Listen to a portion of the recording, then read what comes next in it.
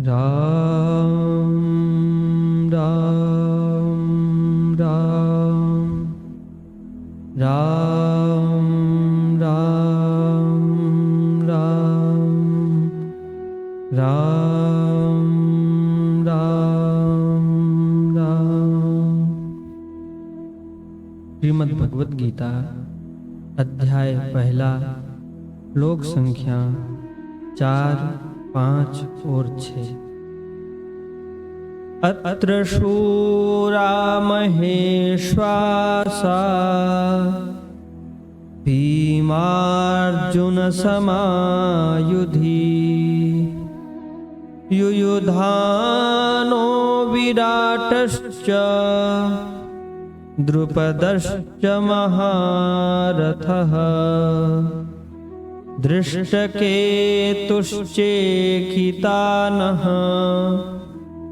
काशीराजश्च वीर्यवान् पुरुजित् कुन्तिभोजश्च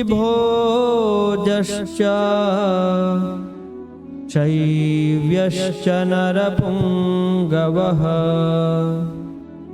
युधामन्युश्च विक्रान्त उत्तमौजाश्च वीर्यवान्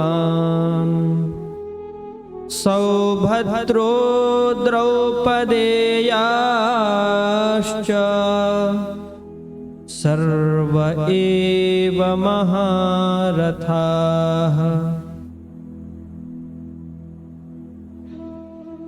इन 3 श्लोकों में दुर्योधन गुरु द्रोणाचार्य को पांडव के पक्ष के जितने महारथी योद्धा हैं उनके नामों की गणना करा रहे हैं और उन नामों को बताते हुए दुर्योधन कहते हैं अत्र शूरा महेश्वासा भीमार्जुन समायुधि।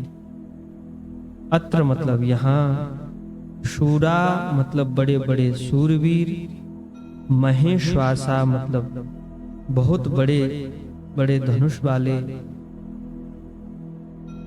तथा च मतलब तथा युद्ध में भीमार्जुन समा, ये योद्धा भीम और अर्जुन के समान है। उन योद्धाओं के नाम की गणना कराते हुए दुर्योधन कहते हैं कि पांडव पक्ष में युयुधान जिनका दूसरा नाम सात्विकी है, ये अर्जुन के शिष्य हैं। अर्जुन के शिष्य होने के कारण इन्होंने पांडवों का पक्ष लिया। विराटश्च राजा विराट, वर्तमान में विराट नगर नाम का एक स्थान है जो कि नेपाल में है। वहां के राजा विराट थे। जब पांडव अज्ञातवास में थे तो उस समय वेश बदल करके पांडव राजा विराट के यहाँ ही छुपे थे और उसी क्रम में महाराज विराट के ऊपर दुर्योधन की दृष्टि पड़ी और गुप्त वेश धारण किए हुए अर्जुन आदि का झड़प दुर्योधन आदि से हुआ था। इसलिए महाराज विराट के यहाँ 5 पांडव अज्ञातवास में वहीं छुपे थे, जिसके कारण महाराज विराट का पांडवों के प्रति बड़ा प्रेम हो गया और उन्होंने पांडवों का ही पक्ष लिया। द्रुपदश्च महारथः, महारथी द्रुपद। दुर्योधन महारथी द्रुपद का नाम लेते हुए गुरु द्रोणाचार्य से द्रुपद के प्रति जो पूर्वकालीन प्राचीन वैर है गुरु द्रोणाचार्य और महाराज द्रुपद का, उसकी स्मृति दिलाते हुए गुरु द्रोणाचार्य को उत्तेजित करना चाहते हैं ताकि ये सही ढंग से हमारे पक्ष के तरफ से ये युद्ध करें। धृष्टकेतु चेकितानः, ये दोनों यादवों भगवान श्री कृष्ण की जो यादव सेना है, यदुवंशी सेना है, उसके सदस्य हैं। धृष्टकेतु जो है वस्तुतः शिशुपाल के पुत्र हैं और धृष्टकेतु का नाम लेते हुए दुर्योधन गुरु द्रोणाचार्य से कहना चाहते हैं कि ये धृष्टकेतु कितना मूर्ख है। इसके पिता का हत्यारा श्री कृष्ण, लेकिन पिता के हत्यारे के ही पक्ष से ये युद्ध कर रहा है, उनका ही पक्षपाती बना है, इसलिए बड़ा मूर्ख है। चेकितान ये यादव सेना के एक महारथी योद्धा हैं। संपूर्ण यादव सेना दुर्योधन के पक्ष से है, क्योंकि नारायणी सेना भगवान दुर्योधन को दे दिए थे, इसलिए संपूर्ण यादव सेना तो दुर्योधन के तरफ से है। लेकिन चेकितान जो है ये अपने को उन यादव सेना से अलग करके और अपने को पांडवों के पक्ष में रखा। काशी राजश्च वीर्यवान, वीर्यवान बड़े ही बलवान सूरवीर महारथी काशीराज, ये बड़े ही बलवान हैं और इन्होंने पांडवों का पक्ष लिया। पुरुजित कुंती भोजश्च, पुरुजित और कुंती भोज ये पांडवों के मामा हैं, कुंती के भाई हैं। पांडवों के मामा हैं तो कौरवों के भी मामा हुए। लेकिन दुर्योधन ये बताना चाहते हैं कि हमारे भी मामा हैं, लेकिन फिर भी इन्होंने पक्षपात किया और पांडवों का ही पक्ष लिया। शैव्यश्च नरपुंगवः, शैव्य नरपुंगवः शैव्यः, नरपुंगव नरों में श्रेष्ठ महाराज शैव्य। महाराज शैव्य युधिष्ठिर के ससुर हैं और इन्होंने पांडवों का ही पक्ष लिया। युधामन्युश्च विक्रांत उत्तमो जाश्च वीर्यवान, युधामन्यु और विक्रांत ये पांचाल देश के बड़े बलवान और वीर योद्धा, इन्होंने पांडवों का पक्ष लिया और इनका कार्य था कि अर्जुन के रथ के जो पहिया हैं उनकी रक्षा करना, और इन्होंने बड़े ही निष्ठापूर्वक अर्जुन के रथ की रक्षा करी।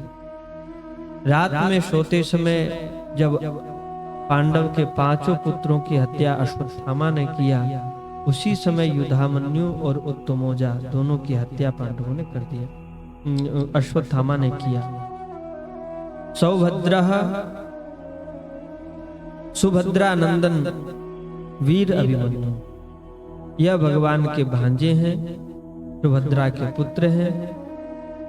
और सुभद्रा के पुत्र अभिमन्यु के तरफ इशारा करते हुए दुर्योधन गुरु द्रोणाचार्य से ये कहना चाहते हैं कि हे गुरुदेव, ये सुभद्रा नंदन अभिमन्यु भले ही कम उम्र का है, लेकिन ये बहुत बड़ा महारथी है, क्योंकि इसने गर्भ में ही चक्रव्यूह भेदन की विद्या सीख ली है। अतः आप जब भी चक्रव्यूह की संरचना करें तो इस अभिमन्यु को ध्यान में रख करके चक्रव्यूह की संरचना करें।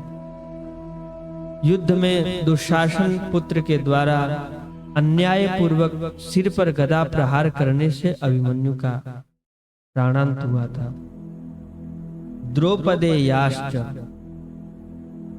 द्रौपदी के पुत्र, द्रौपदी के 5 पुत्र थे और 5 पुत्र महारथी थे, जिनका नाम